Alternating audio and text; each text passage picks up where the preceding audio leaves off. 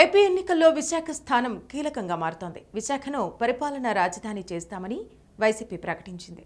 అమరావతి రాజధానిగా ఉండాలని కూటమి డిమాండ్ చేస్తోంది. గత 5 ఏళ్ల కాలంగా విశాఖలో రాజకీయంగా ఆసక్తికర పరిణామాలు చోటు చేసుకున్నాయి. ఈసారి విశాఖ ఉత్తరం అసెంబ్లీ నియోజకవర్గం నుంచి వైసీపీ అభ్యర్థిగా కేకే రాజు బరిలో ఉన్నారు. కూటమిలో బీజేపీకి ఈ సీటు దక్కింది. మాజీ ఎమ్మెల్యే విష్ణుకుమార్ రాజు ఆ పార్టీ తరపున మళ్లీ పోటీ చేస్తున్నారు. జై భారత్ నేషనల్ పార్టీ అభ్యర్థిగా ఆ పార్టీ అధ్యక్షులు వివి లక్ష్మీనారాయణ ఇక్కడి నుంచి పోటీ చేస్తున్నారు. 2019లో టీడీపీ నుంచి గంటా శ్రీనివాసరావు, వైసీపీ అభ్యర్థి కమ్మిల కన్నప్పరాజుపై విజయం సాధించారు. గత ఎన్నికల్లో ఓడిన కన్నప్పరాజునే మళ్లీ బరిలోకి దింపి రిస్క్ చేస్తోంది వైసీపీ.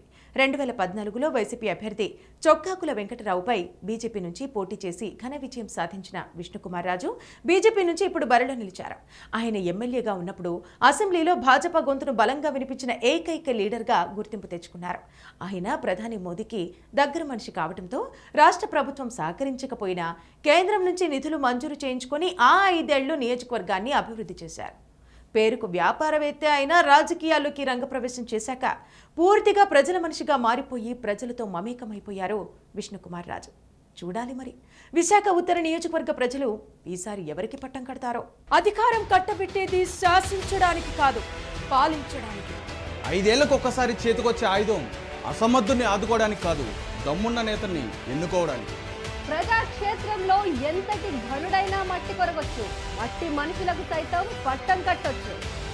ఎవరిని సింహాసనం ఎక్కించాలో, ఎవరి మెడలు వంచాలో ప్రజలకు బాగా తెలుసు. ఇప్పుడు సమయం ఆసన్నమైంది. ఈసారి ఎన్నికల్లో ఏ పార్టీ సామర్థ్యం ఎంత, ఏ నియోజకవర్గంలో ఎవరి బలగం ఎంత, ప్రతి నియోజకవర్గంలో ఒక్కో నేత సత్తా ఎంత, గతంలో చేస్తానని చెప్పిందెంత, చేసిందెంత, చెయ్యబోయేదెంత, సూటిగా సుత్తి లేకుండా చెప్పడానికి మేము రెడీ. మీరు రెడీనా?